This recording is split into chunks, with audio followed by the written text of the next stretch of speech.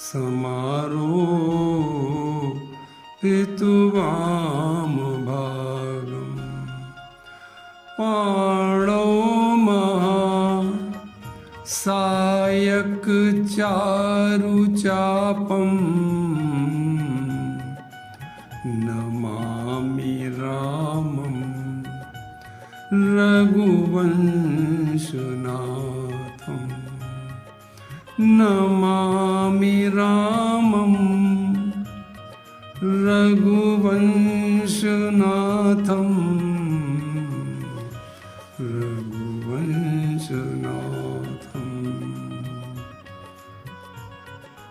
विश्वामित्र जी के साथ राम जी लक्ष्मण के साथ धनुष यज्ञ देखने जनकपुरी पहुंचे। महाराज जनक ने उन्हें सबसे ऊंचे स्थान पर आसन दिया। इस समय राम जी का रूप केवल एक राजकुमार का है, पर वहां बैठे लोगों ने जिनकी जैसी भावना थी उन्हें अपने संस्कार वश प्रभु श्री राम की वैसी ही मूर्ति दिखाई पड़ी, जबकि राम जी केवल एक सुंदर राजकुमार हैं। इसका वर्णन तुलसीदास जी अपने रामचरितमानस में करते हैं कि जिनके रही भावना जैसी प्रभु मूर्ति तिन देखी तैसी। जिनके रही भावना जैसी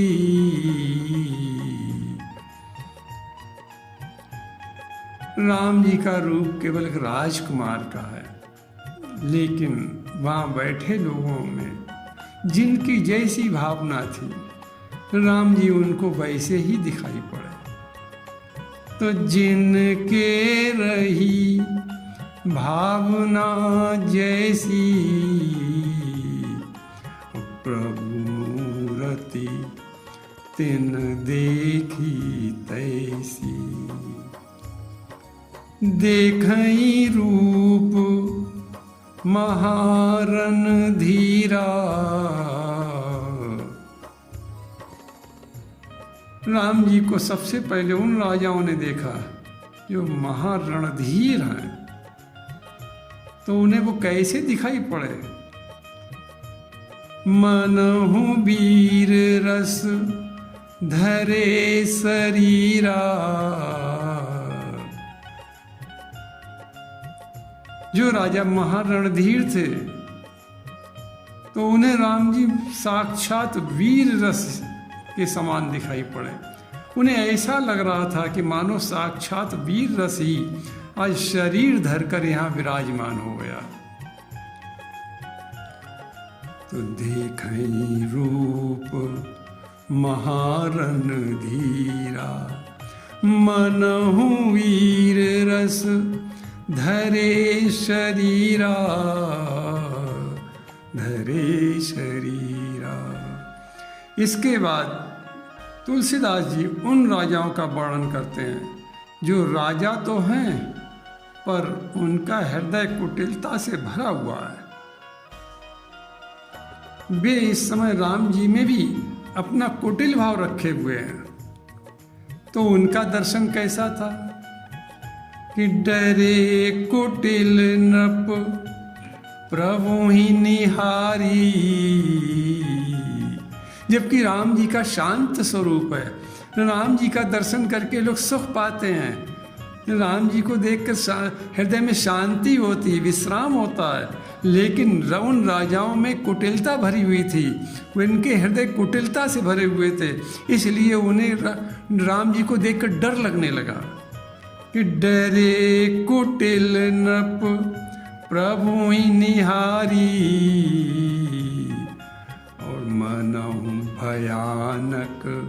मूर्ति भारी। ऐसे कुटिल राजाओं ने जब राम जी को देखा तो उन्हें वे बड़े भयानक दिखाई पड़े और वे राजा वहाँ से भागना चाहते थे, पर भाग भी नहीं पा रहे थे क्योंकि ईश्वर की इच्छा ने उन्हें बांध भी रखा था। मनहु भयानक मूर्ति भारी, डरे कुटिल नृप प्रभु ही निहारी। इस भयानक रस का वर्णन करने के बाद तुलसी बाबा उन राजाओं का वर्णन करते हैं जो असुर थे पर छल से राजाओं का रूप बनाकर वहाँ आए थे।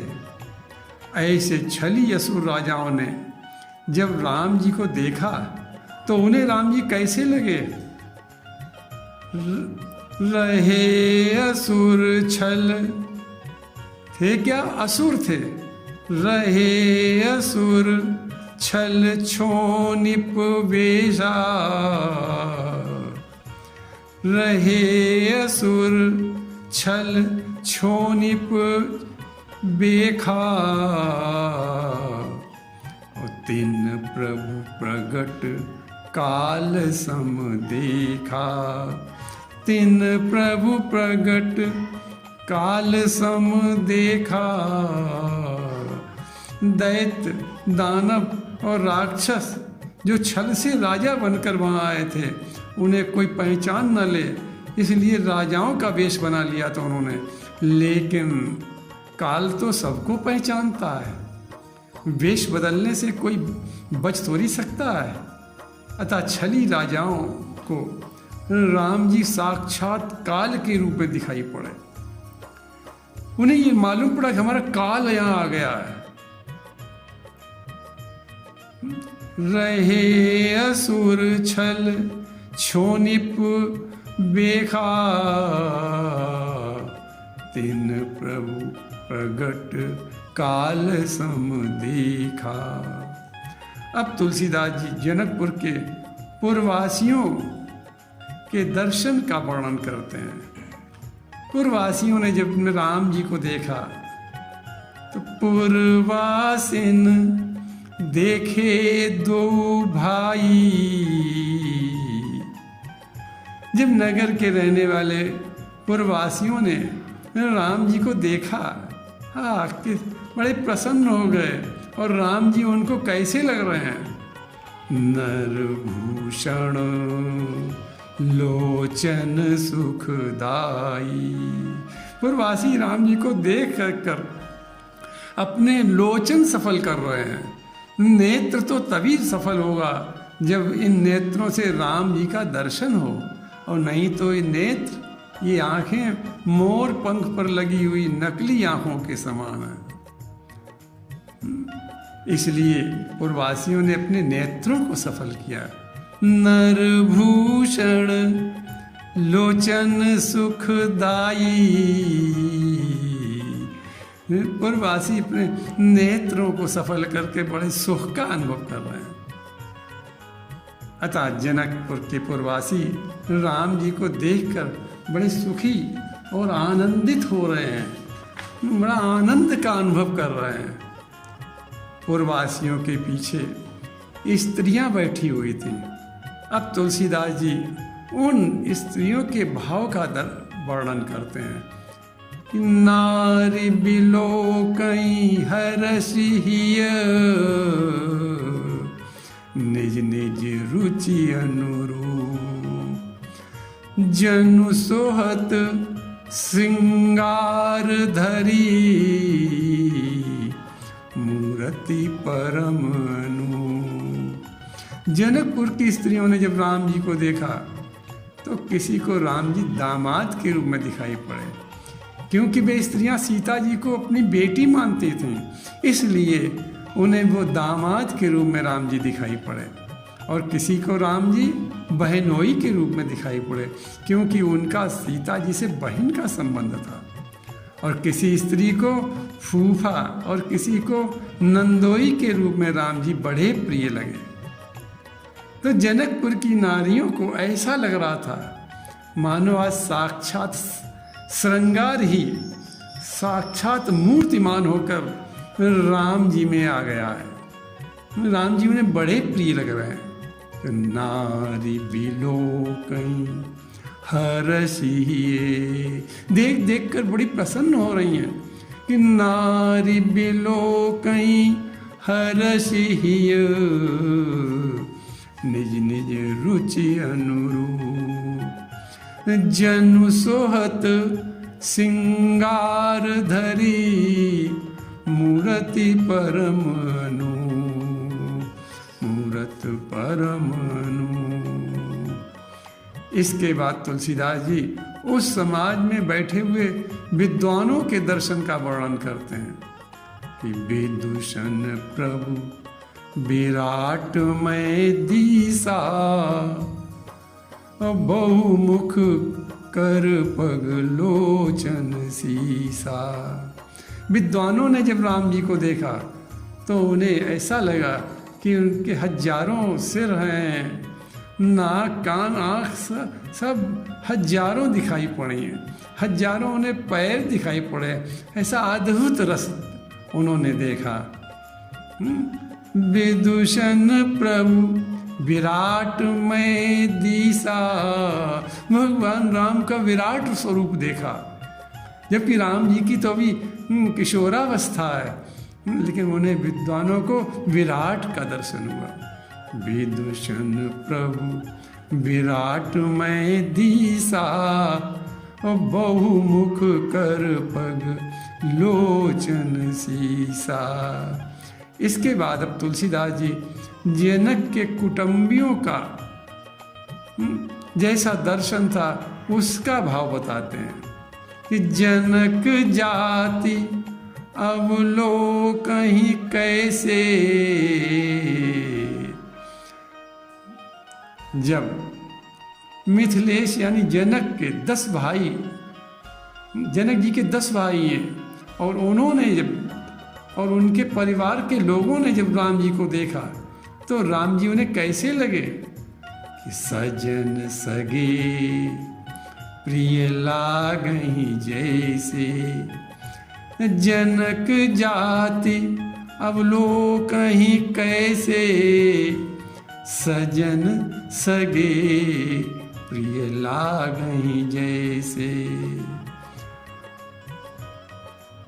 जब जनक जी के भाइयों ने और उनके परिवारों ने राम जी को देखा तो वे उन्हें अपने सगे बड़े प्रिय लगे।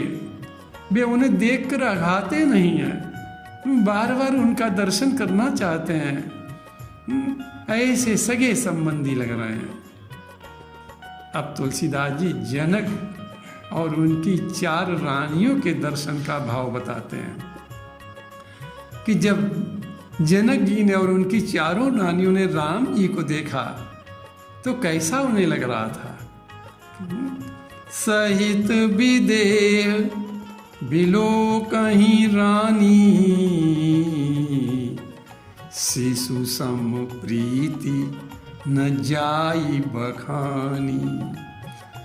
जनक जी और उनकी रानियों को राम जी अपने बच्चे के समान बहुत प्रिय लगे, क्यों दामाद बच्चे के समान होता है, इसलिए उन्हें अपने बच्चे के रूप में दिखाई दिए और बहुत प्रिय लगे।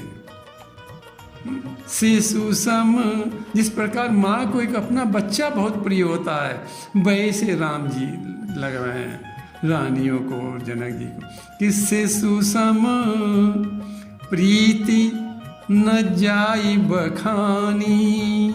उनके प्रेम का वर्णन नहीं किया जा सकता है, इतने आनंदित हैं राम जी को देख देख कर कि सहित विदेह बिलोकहि रानी, शिशु सम प्रीति न जाई बखानी।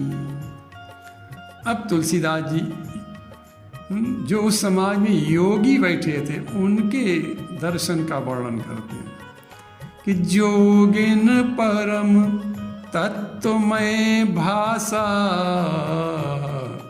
शांत शुद्ध सम सहज प्रकाशा। जब योगियों ने राम जी को देखा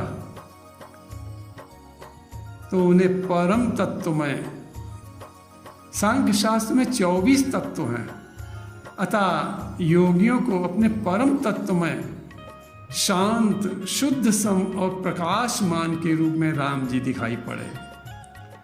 ये योगियों का भाव है। अब तुलसीदास जी भगवान के भक्तों का वर्णन कर रहे हैं कि भगवान के भक्तों ने जब राम जी को देखा, अपने इष्ट को देखा, तो उन भक्तों का भाव कैसा था कि हरि भगतन देखे दो भ्राता। जब भगवान के भक्तों ने राम और लक्ष्मण जी को देखा तो कैसा लगा? इष्ट देव एवं सब सुख दाता। हरि भक्तों ने जब दोनों भाइयों को देखा तो वे अपने इष्ट के रूप में उन्हें लगे और बहुत प्रसन्न हुए। भक्त अपने परमात्मा को देखकर बहुत प्रसन्न हुए। हरि भगतन देखे दो भ्राता, इष्ट देव एवं सब सुख दाता। अब अंत में तुलसीदास जी माता सीता के दर्शन का भाव कहना चाहते हैं पर कह नहीं पा रहे हैं। वे अपने को असमर्थ मान रहे हैं कि राम ही चितई भाई जे ही सिया। सीता जी ने जब राम जी का दर्शन किया तो सो स्नेह सुख नहीं कथनिया। तुलसी बाबा कहते हैं उस सुख का जो राम जी ने को देखकर सीता जी को सुख मिला, स्नेह मिला, उस सुख का, उस स्नेह का वर्णन तो किया ही नहीं जा सकता है। राम ही चितई भाई जे ही सिया, सो स्नेह सुख नहीं कथनिया। क्यों नहीं किया जा सकता? उसका कारण बता रहे तुलसीदास जी कि और अनुभवती न कही सक सो। जब सीता जी अपने अनुभव का हाल बता ही नहीं पा रही हैं, इतना प्रेम में मुग्ध हैं कि अपने भाव को बता नहीं पा रही हैं, तो कवन प्रकार कहे कवि को और अनुभवती न कही सक सो। तो कवन प्रकार कहे कवि को राम ही चितई भाई जे सिया, सो स्नेह सुख नहीं कथनिया। और अनुभवती न कही सक सो, कवन प्रकार कहे कवि को। तुलसी बाबा कहते हैं कि सीता जी का भाव, इसमें सुख तीनों अकथनीय हैं। जब सीता जी ही कुछ नहीं बताना चाहती हैं तो हमारा जैसा कवि कैसे कह सके? क्योंकि सीता जी के द्वारा तो बुद्धि पाकर कवि लोग कुछ वर्णन करने में समर्थ होते हैं कि जासु कृपा निर्मल मति पावो। सीता जी की कृपा से तो निर्मल मति मिलती है। तो जब वही सीता जी जो निर्मल मति देने वाली सीता जी अपने प्रेम का, अपने स्नेह का, अपने सुख का वर्णन नहीं कर रही हैं तो कवि कैसे कर रहे? तो इसलिए तुलसीदास जी कहते हैं कि हम तो उसका वर्णन करने में असमर्थ हैं। अब अंत में तुलसीदास जी कहते हैं यही विधि रहा जाई जस भाऊ, तेहि तस देखो कोसल राऊ। उस समाज में जिसका जैसा भाव था, जो जैसी भावना लिए बैठा था राम जी के प्रति, उसको राम जी की का वैसा ही दर्शन हुआ। उसने वैसे ही राम जी को देखा। यही विधि रहा जाहि जस भाऊ, तेहि तस देखो कौशल राऊ। दर्शन में भाव ही तो मुख्य होता है। हमारा जैसा भाव होगा हमें वैसे ही दर्शन होगा। तो इसलिए जिनके रही भावना जैसी, प्रभु मूरति तिन देखी तैसी। प्रभु मूरति तिन देखी तैसी, जिनके रही भावना जैसी। अतः भगवान से अपना कोई प्रिय संबंध अवश्य जोड़ें, और वो प्रिय संबंध जोड़कर उनका दर्शन करें तो अधिक आनंद भी आएगा और हमारा जीवन भी धन्य बन जाएगा। बस इन्हीं शब्दों के साथ आज का भावना प्रसंग विश्राम होता है। प्रभु के चरणन में सदा, हमें एक दिन नहीं, 2 दिन नहीं, हमेशा जीवन के अंतिम समय तक परमात्मा राम के चरणों का चिंतन और वंदन करना है। प्रभु के चरणन में सदा, पुण्य पुण्य करूं प्रणाम। यही कहूँ, और प्रभु से प्रार्थना क्या करनी है? यही कहूँ हे भूलूं नहीं।